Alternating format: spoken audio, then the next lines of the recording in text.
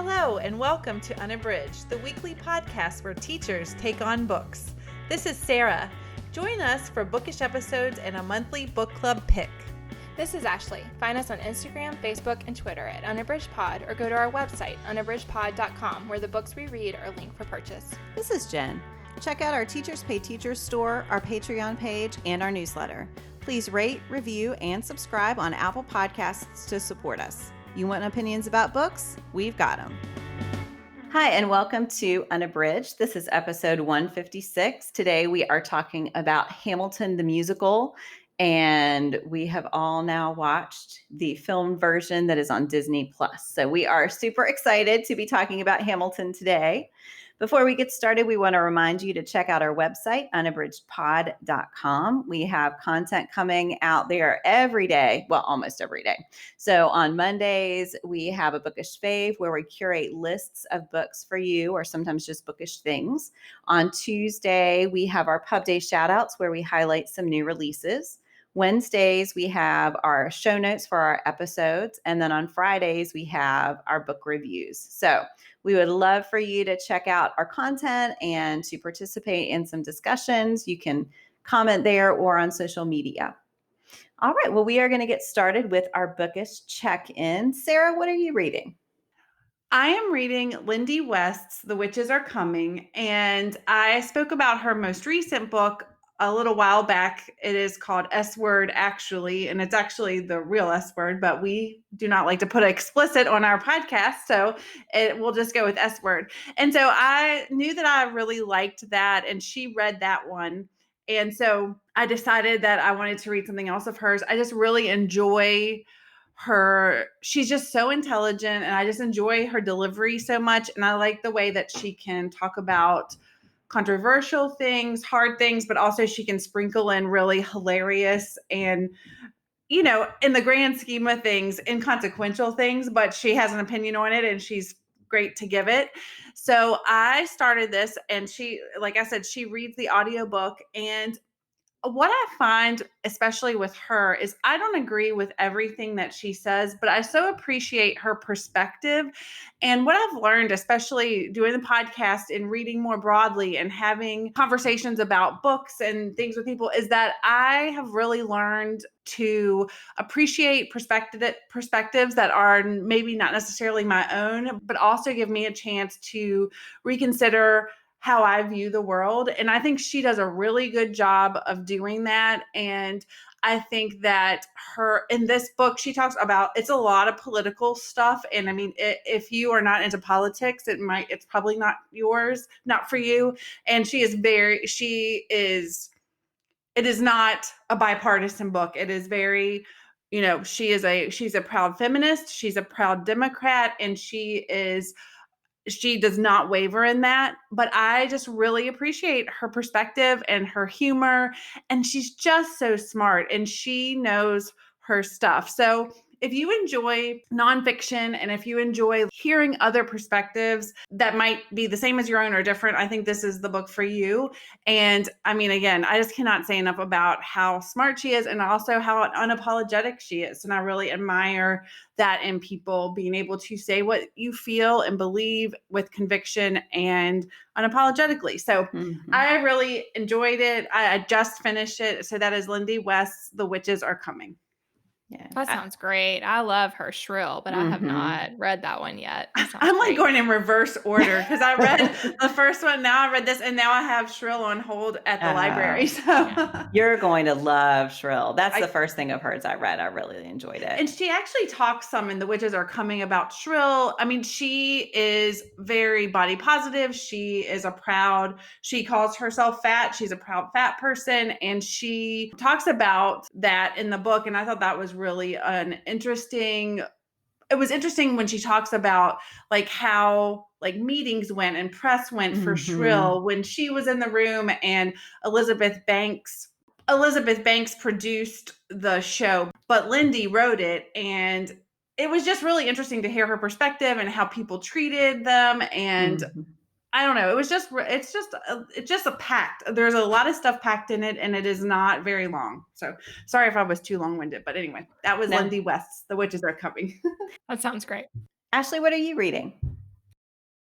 So I just started Frederick Bachman's Anxious People. This one is his newest and was made available on the ALC program with Libro FM. And I was really excited to see it on there. I've been anticipating getting to it. I absolutely love all the books I've read of his. I think that he has his finger on the pulse of what makes people human and the ways that we can and cannot connect to others because of that.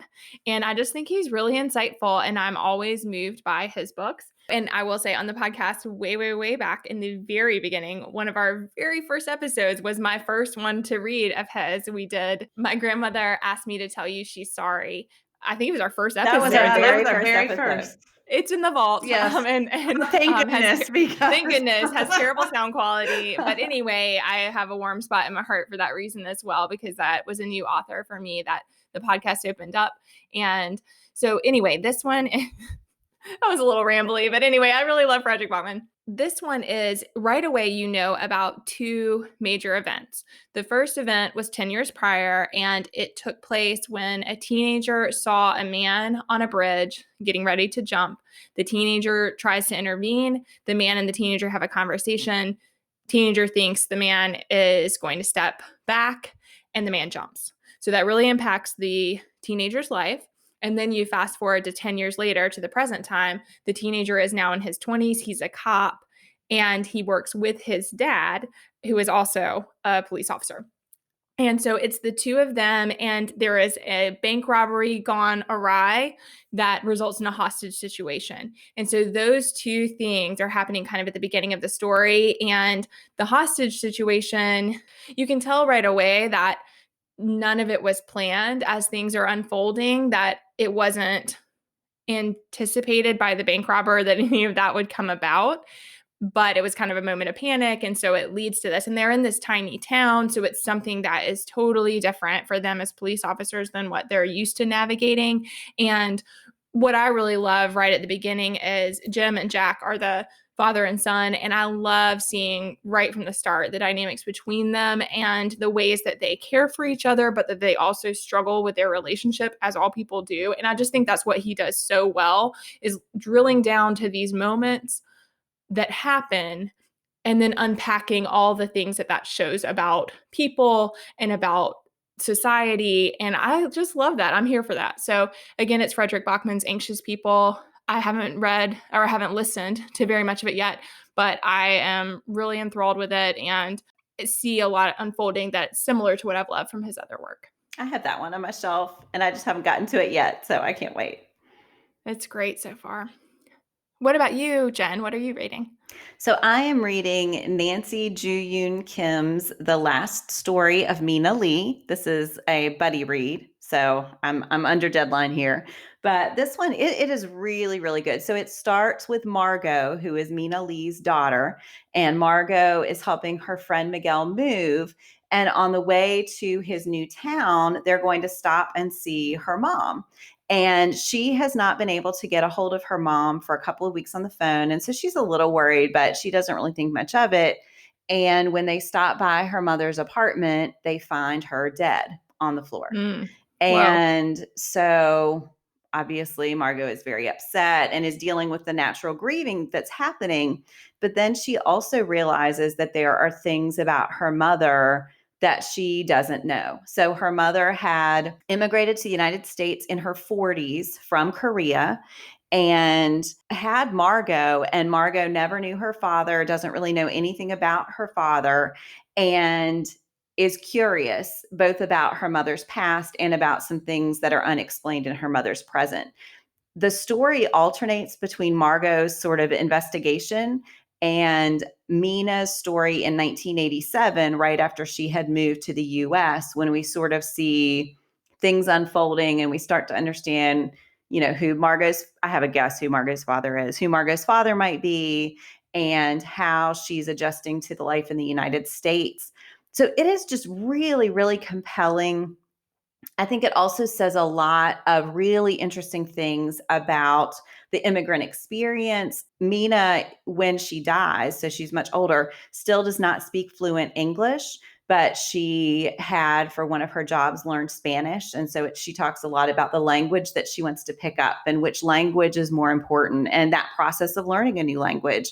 And there's a lot for Margot in, she felt like her childhood was very lonely growing up only with her mother, and comes to realize that her mom was also very lonely, and Margot is exploring the reasons for that. So it's a very quotable book. I find myself marking all of these quotations that are just expressing these really complex ideas about what it means to be an American and what it means to be an immigrant. And just how that has changed or maybe not changed since 1987. So I'm about halfway through. There's still a lot of the mystery to unfold, but I am really enjoying that reading experience.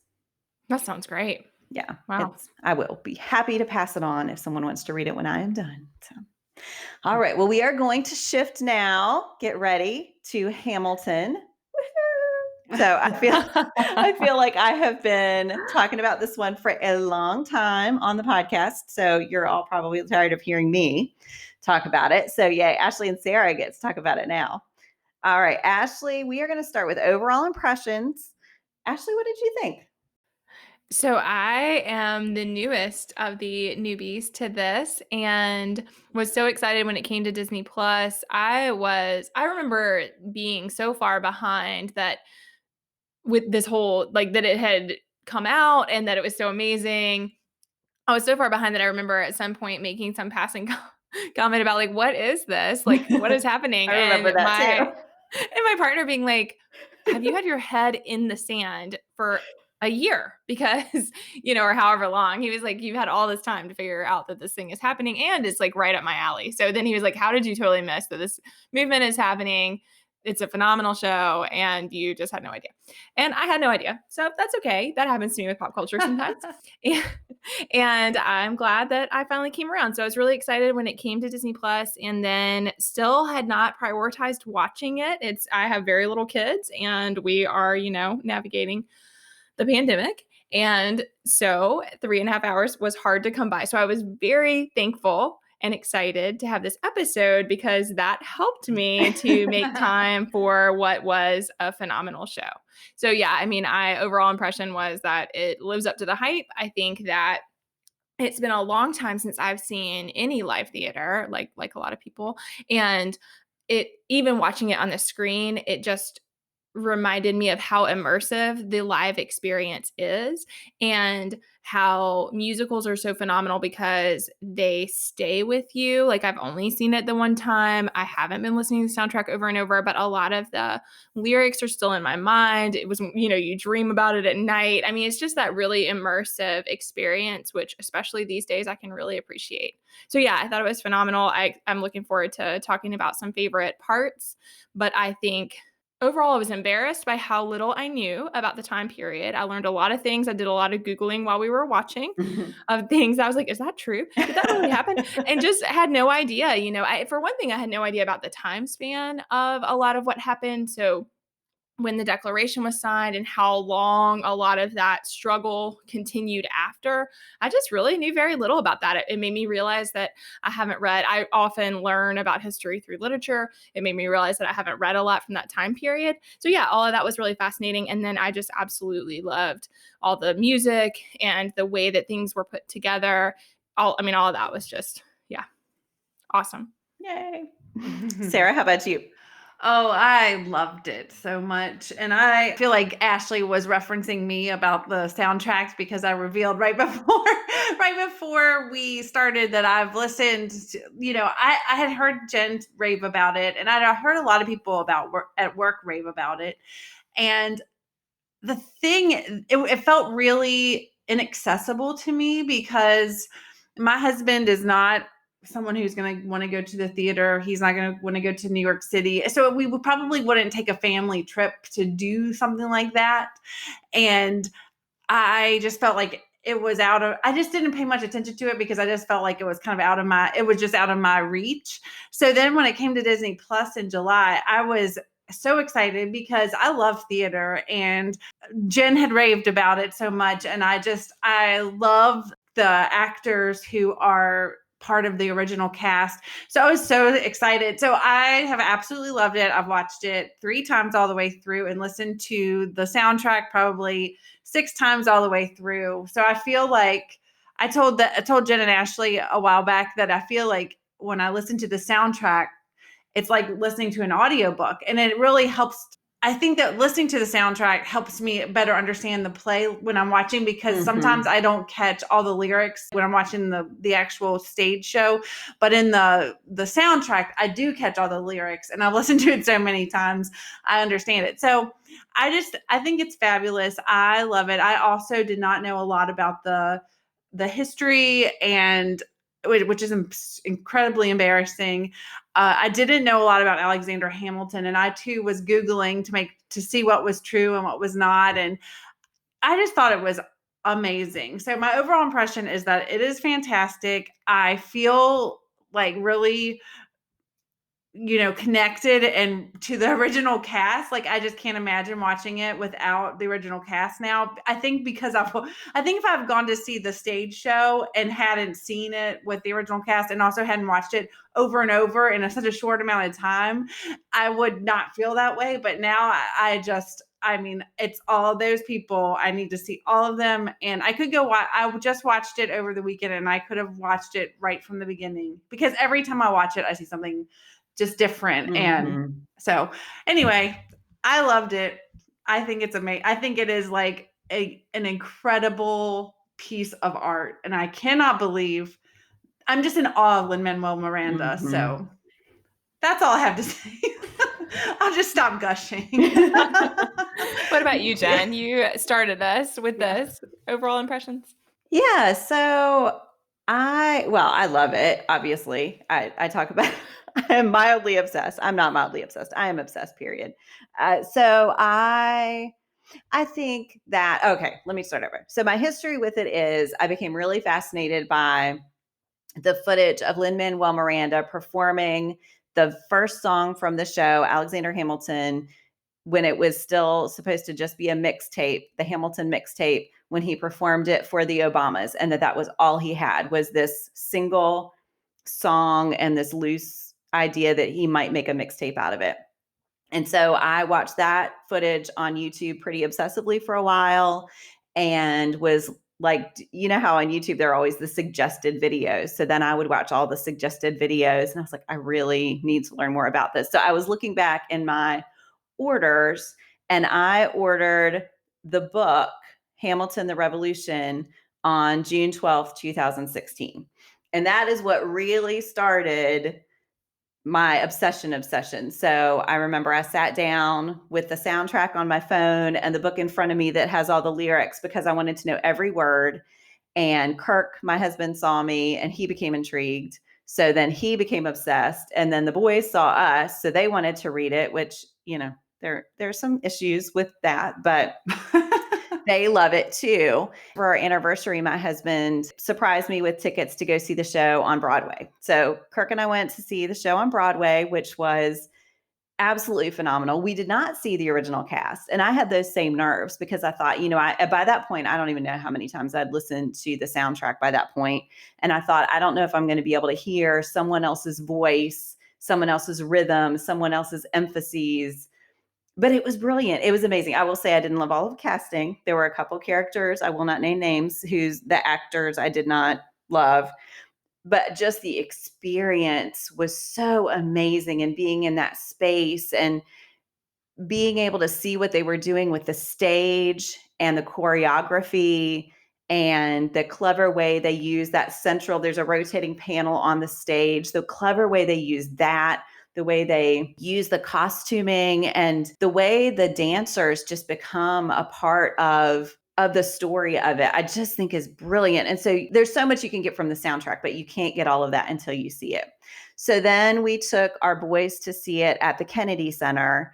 Again, that was another new cast, and it was also just as amazing. And it's so interesting that the characters are so rich that I think they can withstand multiple interpretations. So I think that's a really amazing thing when you think about Lin-Manuel Miranda's brilliance. that he was able to create these characters who can come to life in so many different ways. So then, of course, I was so excited when I saw it was going to be on Disney Plus. And I think watching it with the close-ups and with Tommy Kail, the director's knowledge of little moments to pick up with the camera, there are little subtleties that it's hard to see. We are not super wealthy people, so we did not have close seats. So there are things you miss in the back of the theater. You get the scope of it, but not the up close details. And so to have the opportunity to see that is remarkable. I think we're so fortunate to be able to watch this. And I love hearing the actors talk about the fact that they're so glad more people can see it, that it's more accessible in ways that it's not when it is on Broadway and it's very expensive. And if you can't travel, you can't get there. And so I just think it's an amazing thing that they agreed to have it filmed and to have it put on Disney Plus so that everyone can enjoy it. So sorry, that was a long monologue, but I've been waiting for this for a long time. All right. Well, we are going to try to talk about what worked for us and not just gush all over the place again. So if each of us can think about one thing that worked for us, and I haven't chosen mine yet, so this is pressure I'm putting on myself here too. Sara, what is one thing that worked for you? Of all the million things that worked for me, I'm going to choose one. And the thing that I'm going to choose is the portrayal of women in the musical. And in the music, and like featuring the women in several songs, and because in that time period, women didn't have a lot of agency, but I felt like the way that they were written, they seemed really strong and independent, especially Angelica. I loved her. And I think the actress who played her was phenomenal. I mean, I'm going to talk about, she's in one of my moments that I love, so I'm going to talk about that then. But I mean, I just thought that all the women, mostly Eliza and Angelica, they were really stood out to me. And when they were on the screen, I'm just captivated in that. And I think that the actresses who portray them, they just have a connection. And I don't know, I just loved that. And I loved how Eliza was really strong, even when she sings Burn after Hamilton. She's learned about the pamphlet and that Hamilton has cheated and all of that. And I mean, she is just so stoic and she doesn't let him off. And I don't know. I just loved all that. I love the women. So that's my what worked for what one thing that worked for me. I just feel like I just keep needing to say that. Ashley, how about you? Yeah, it is hard to narrow it down. And I almost chose, when we talk about our favorite songs, I mean, the first song with the women, I almost chose because I felt like that was so impactful to me to see them come out. But I think that related to that, what I really loved that is, again, one of many, many things that I think worked really well is the framing of the time period. And I feel like I was really impressed at how it is such a tumultuous time. It is war. And yet they also captured throughout the play the excitement of living through that era. Yeah. And I think that was really cool and really neat to see unpack and to see the way that the vibrancy of the time is part of the entire play. And I love that also because we are living through what is definitively a very historical time and will undoubtedly, I mean, politically, socially, with the pandemic, so health-wise, all of that will undoubtedly be a huge part of human history. And when you are in the grind of it, it just doesn't feel great. And so I think it was really amazing to me. It was particularly when Eliza and Angelica were singing about how excited they were to be living through that time. That really meant a lot to me. It really meant a lot to me. It was helpful to think about. It made me think about what we are going through in a new perspective that I appreciated. So I feel like that really worked for me. And then also was something that was really well done in the play. And kind of different than like the main storyline of Alexander Hamilton's life. So What about you, Jen?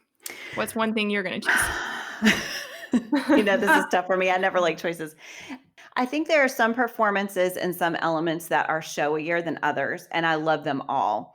But I think what I've come to appreciate is what a deep bench this show has, both in actors and in characters.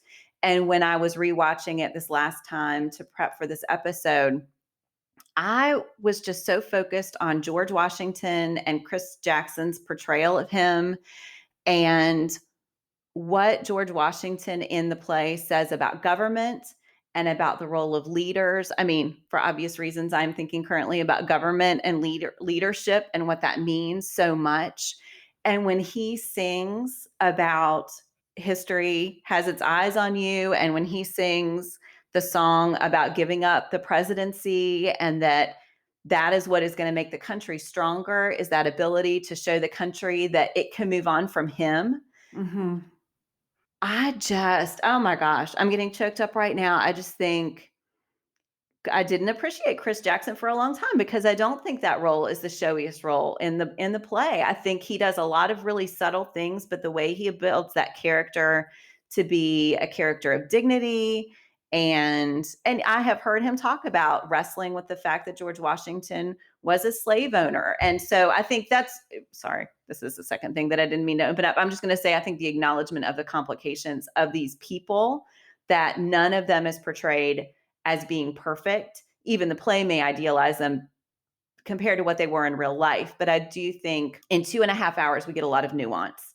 Yeah. And I think Chris Jackson's George Washington on the stage has so much nuance and just has a message that I needed to hear right now about people who lead to serve others and who lead out of a sense of obligation and the thought that they can be helpful, but that they are not the only answer to the question. So yeah, that is just really resonating for me right now. So yeah, the whole play is just very resonant and during this time watching it. And yeah, it was interesting to prep for today. I watched this interview that came out with Robin Roberts for several of the cast members and for Tommy Kail, the director, and Lin-Manuel Miranda. And Renee Elise Goldsberry, who plays Angelica, was talking. So she had a baby right before the show started on Broadway.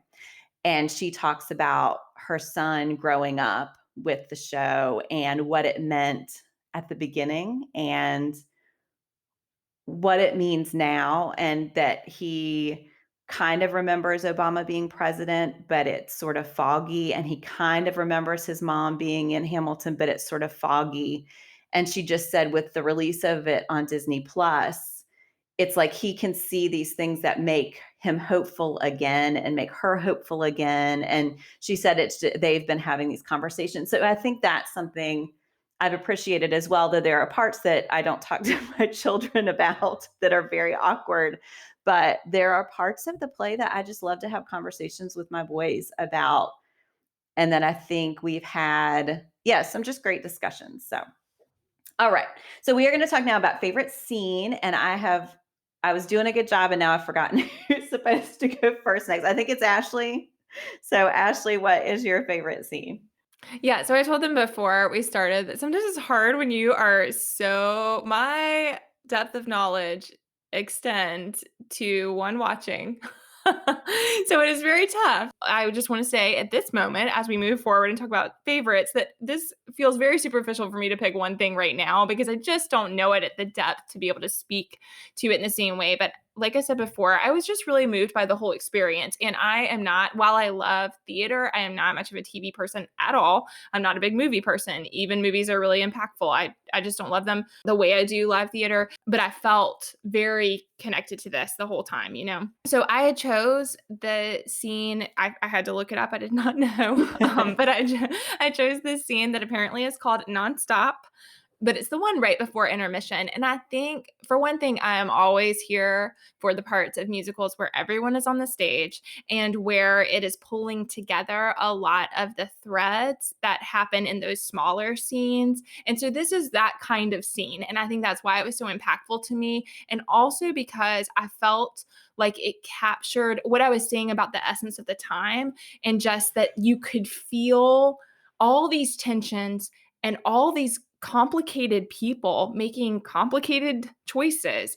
And yet you could also feel the hope of the era and the desire for change. And so I loved all of that, but I also loved the way that it, in the lyrics and in what was happening, that it brought up a lot of the complexities of him as a person, in the ways that those are both positive and negative. I mean, the things that that was something else I really love about the play in general, is just the way that his single-mindedness is really serving of the way that he was able to accomplish so many things, but it also has these horrible side effects. And that was true of so many of the things that I think that they bring to light, where he is, I mean, his relentlessness, I mean, all that stuff that I think just made him such a phenomenal person, but also that cost him a lot.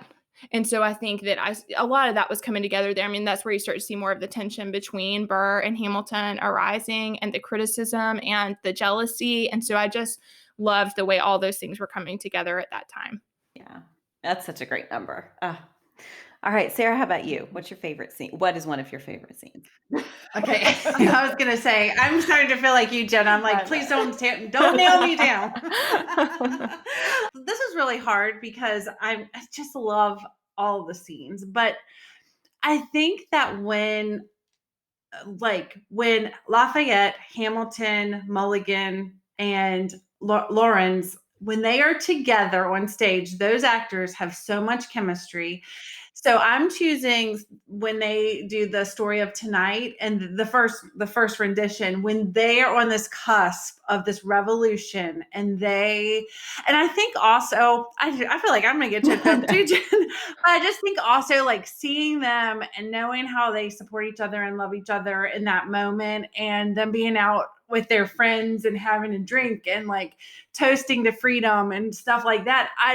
It really resonates with me right now, because I can't do that with my friends. And they, like I said, I think, like you said, Jen, getting the close up of those characters when they are saying those things to each other, and they are just so excited that they are a part of this revolution and that they are going to fight for freedom. And I don't know, every time I was trying to think of what I was going to say for this, like, that just kept popping up in my mind. And also, I just have to say, when Daveed Diggs is on the stage, I am all about that. I love to watch him. I love to watch his whole, like, his little pinky is acting, Yes. like, he just is in it. And I think that the whole cast is amazing, but I just find when he's on stage, I am like looking at him to see what he is doing, because he's hilarious for one thing, and he just brings so much charisma.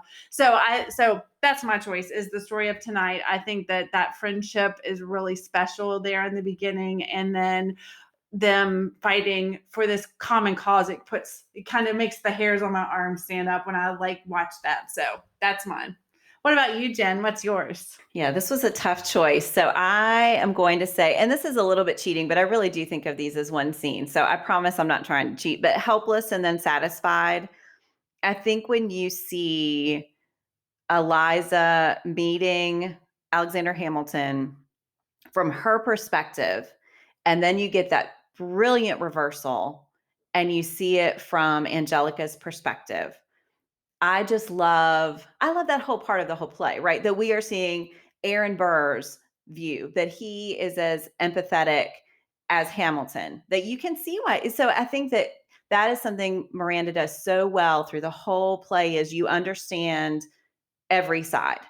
And I think when you see their love for each other and what Angelica does for her sister, I also think, okay, and this is one thing, I heard this on Pop Culture Happy Hour first before I watched the movie, and I have to say it. So the way that they do the lights in the movie when they do that reversal is cool, but that does not happen on the stage. And the thing I don't love about it is it gives the impression that there's some sort of special effect involved, but all of that reversal is what they do on the stage, and it looks just that amazing. Like, it really looks like somebody hit rewind on a VCR. Like, it is just, I don't know how they do it.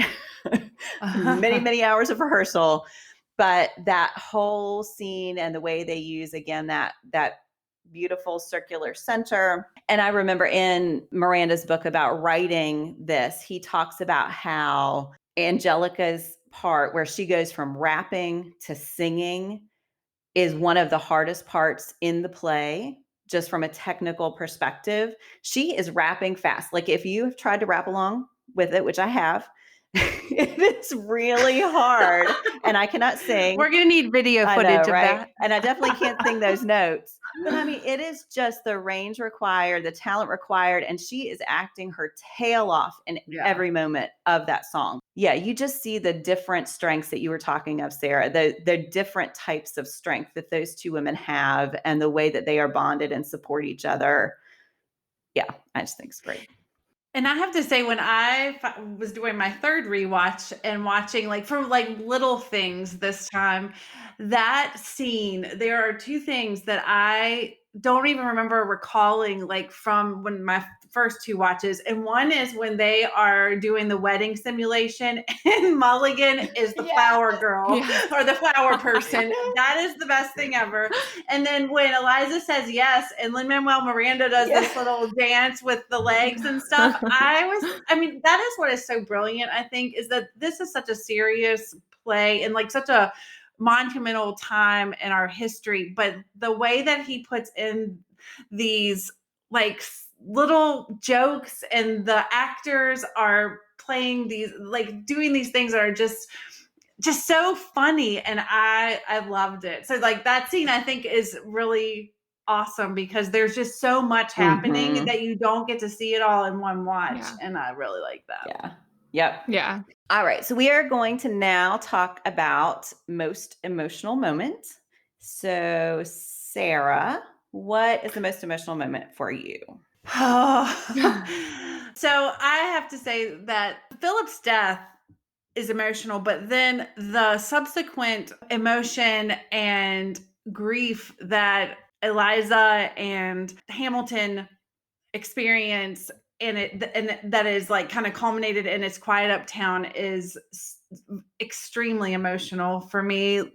The lyrics and just seeing a struggle and just the symbolism in the song about how it's quiet uptown and about how they've moved and how the lyrics describe Alexander Hamilton versus how we have known him up until that point.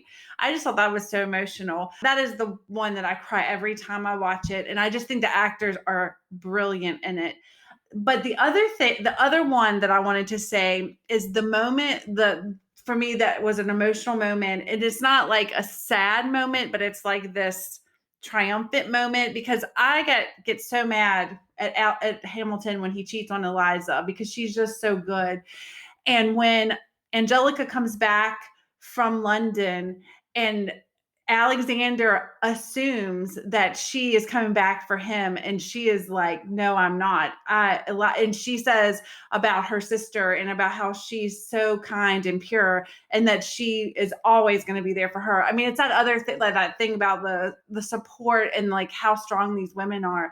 So when Lin-Manuel Miranda and Renee Elise Goldsberry, when they are face to face, I mean, they are so close. And she, like you said, when you were talking about helpless and satisfied, she is acting her tail off. I mean, she is so indignant and she is right in his face. I mean, that was pretty emotional too for me. So I cheated. There was originally a song there that they cut, and it's not very good, but there was originally a whole song that she sang about not being there for him, and she basically goes off on him. But it's definitely, I think, more impactful the way it is. It's so succinct, but it is so powerful. Ashley, how about you? So for me, well, since Sarah said two, I'm going to say two. I want to talk about the one that was most impactful to me for sure emotionally was Philip's death. And I'll talk about that in a second. But I think the thing that I did not expect but really appreciated that also hit a chord for me was when Burr and Hamilton were the only ones on the stage.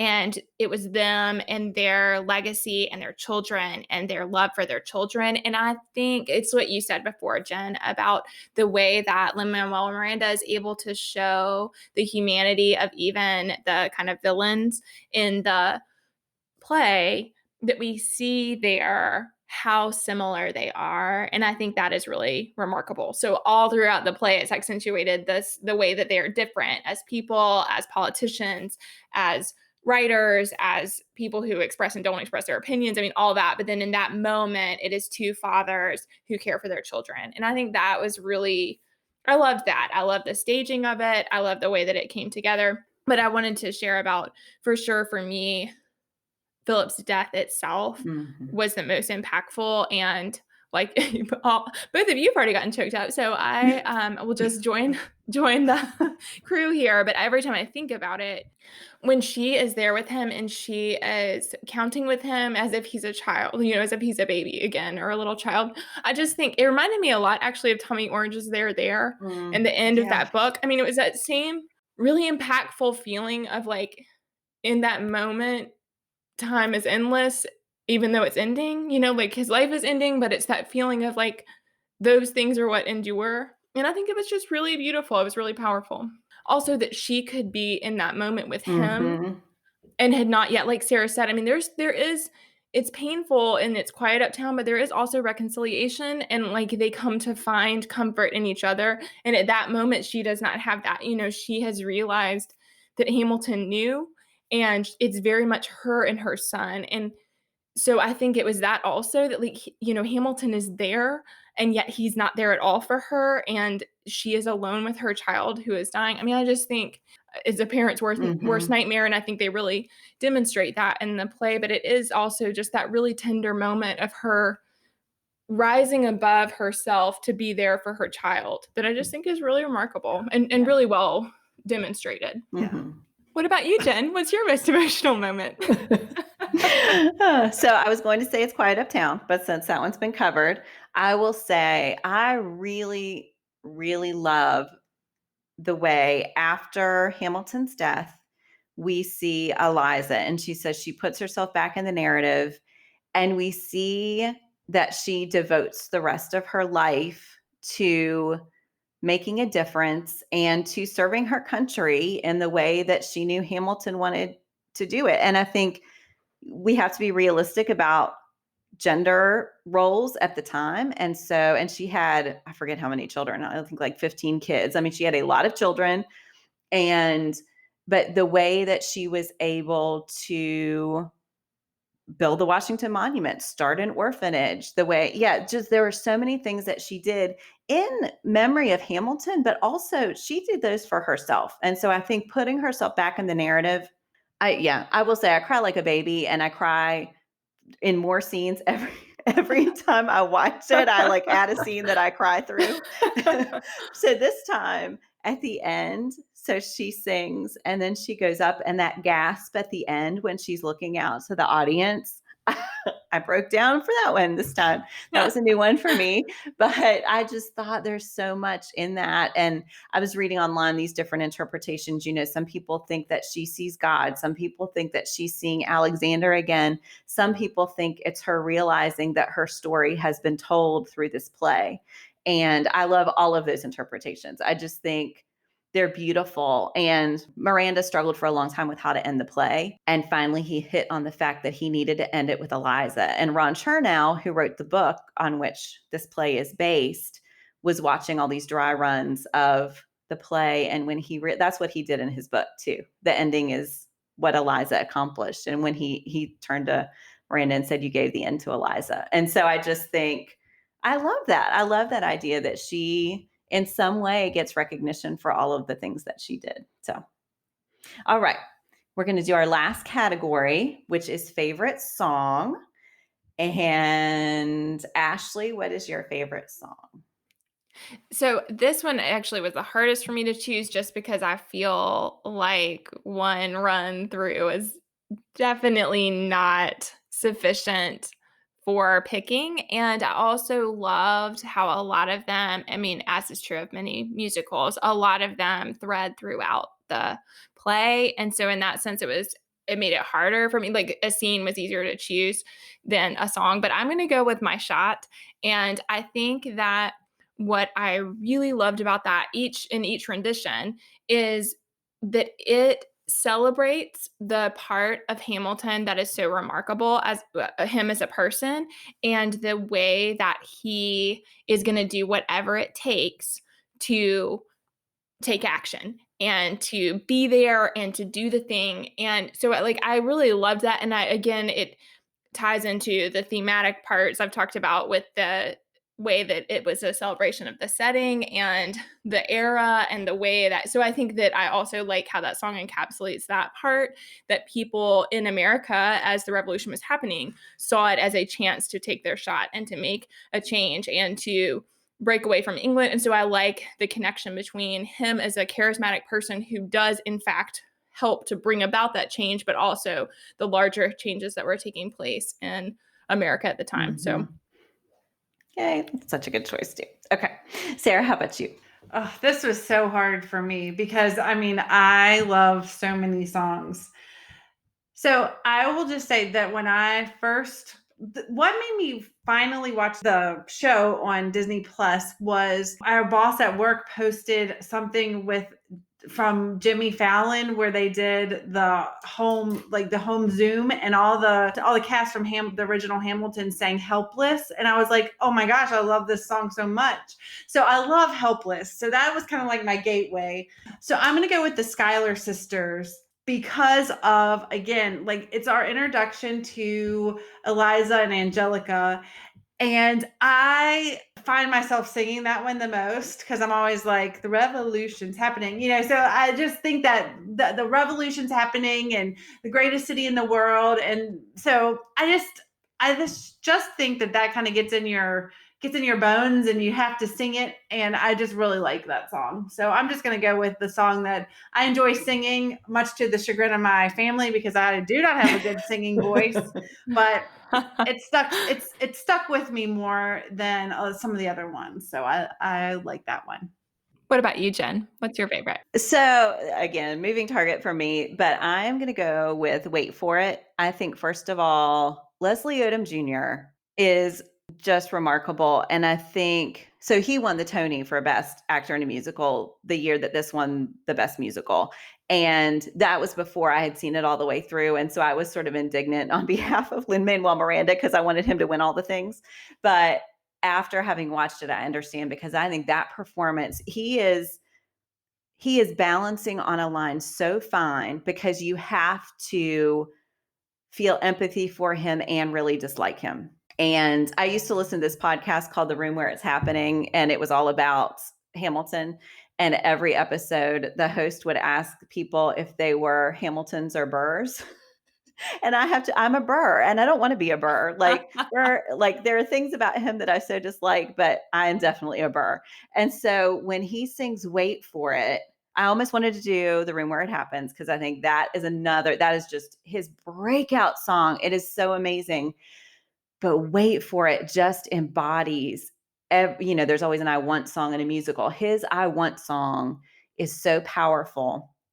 And I mentioned, I think a couple weeks ago, about the song Exploder about Hamilton. And this is the song that they analyze. And Lin-Manuel Miranda and Alex Lacamoire, who arranged the music, talk about the sonic choices that they make, the way they make it sound sort of like a radio song, the way they build anticipation and then don't go there, so that you feel the same repression that Burr is feeling, and that the song is being held back in the same way that Burr is constantly holding himself back. And that's just one thing I admire from top to bottom of this show, that every choice was a collaborative effort between Miranda, Alex Lacamoire, the director Tommy Kail, the choreographer, whose name I can't remember now and I feel bad, but Ron Chernow was in there with the history and saying, well, this historical change that you're making is wrong, but I can see why you want to do it for dramatic effect.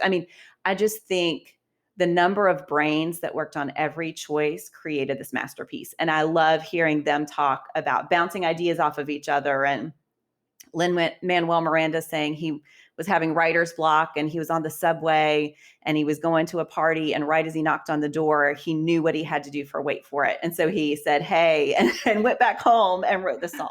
So I just think, I love stories like that, and just the creative process I'm always fascinated by. And so to hear those in-depth stories about how a song like this is built and how it epitomizes this whole character. And then to see Leslie Odom Jr., who I could listen to all day long, but to see him act that out on stage, and you can see the way he's holding himself back even physically, like he hardly moves on that stage during this song. And then you see him in the room where it happens, he's all over the place. And so I just think the pairing of those two songs as his big showpieces is so brilliant to show the character change he's trying to make and then what happens as a result. So yeah. So long explanation, but that's why I picked Wait For It. I just think there's so much talent. I mean, I love that song. Yeah.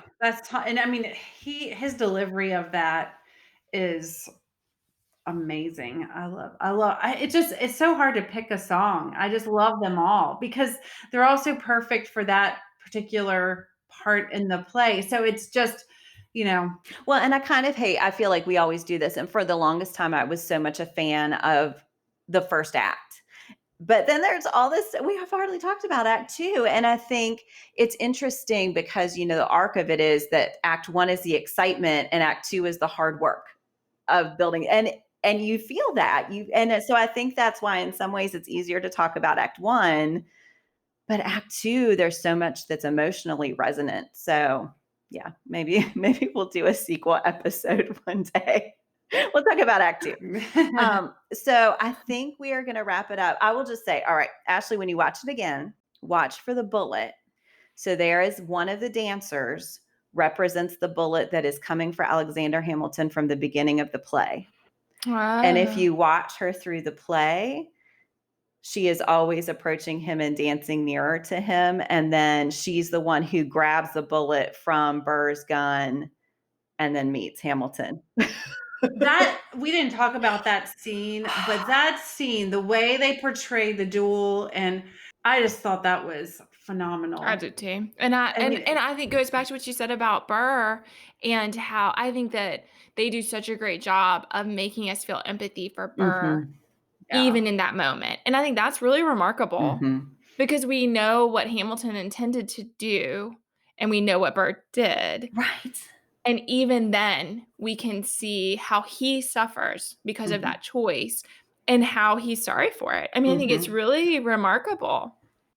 Well, I think that play for me, because I mean, I think about in school what you learn about Aaron Burr, and the only thing that you learn about him is that he shot Alexander Hamilton. I mean, that is it in a duel. And the play and the way that Leslie Odom Jr. portrays him brings this humanity to him that I mean, I think that will last for generations. For other people who continually watch this play will know more about him now because Lin-Manuel Miranda wrote this hugely phenomenal, popular stage show that now people, I mean, it's kind of changed the course of history and what we're going to know about Burr. Yeah. Yeah. And same with like Jefferson, like Jen said before. I mean, I think that this is not the only, I mean, I think about Stamped, like this is not the only narrative out there now questioning some of the assumptions that we've made about Jefferson, but certainly this shows points toward the complexities. I mean, of Washington as well, but definitely of Jefferson, we see more of the complexities of his character and what that meant and how all that played out, like how Hamilton did affirm him as a choice, even though he hated him and why he made those choices. So I think all of that really just helps people see that history is complicated.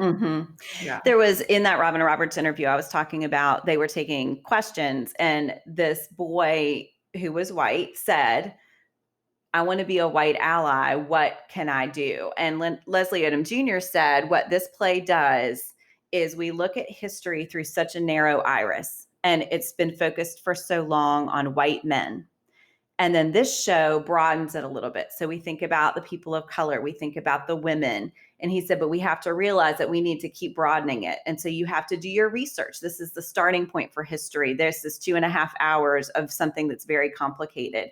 So this is not the end either. You've got to keep digging and keep learning more. And over in that interview, they just kept saying, this is the starting point. Like, this can't be the end of it. This is the starting point of really understanding where we came from, of thinking about it in a new way.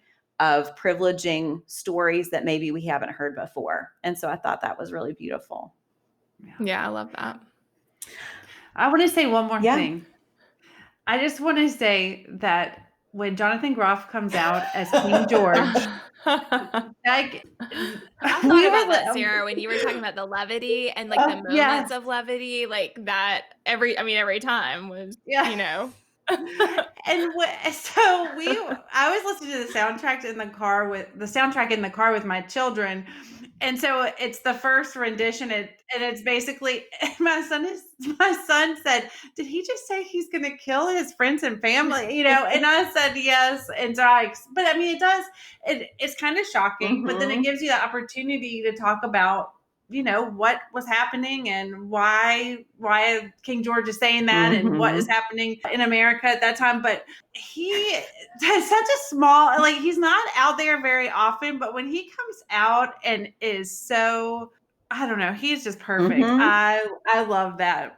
That was one of the times where I really appreciated the filming of the live production, because of course you would not have been able to see. I mean, I could have watched that part where there's like spittle and he had clearly worked through that so many times to have this perfect delivery, spit included, of the lines. And I just loved that and thought, if I were in the back of the theater, I would not get to appreciate up close and personal what his facial expression and his, you know, his spit his wild eyes, you know, the wild eyes, and when he's like, awesome, wow, you know, and when the crown has that little, like, the sort of dancer part on the top. I mean, I just loved, I mean, it was absurd, but it also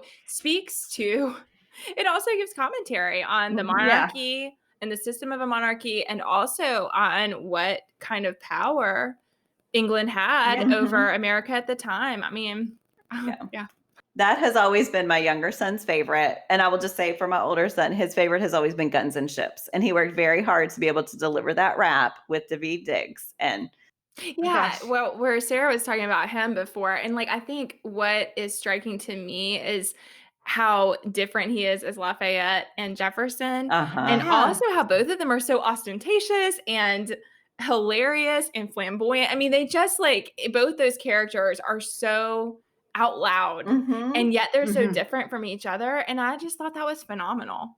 All right. Well, I feel like each of us has like 10 more things on her list that we would like to share, but we're going to call it quits there and finish with our Give Me One. And this is give me one thing you want to accomplish before the new year. Sarah, how about you? When I saw this on our episode sheet, I thought, I just want to make it to the end. I mean, in terms of that sounds dark. I just mean, like, get my family to where we need to be and provide food and care for them. But I think that is a day-to-day struggle right now. So yes.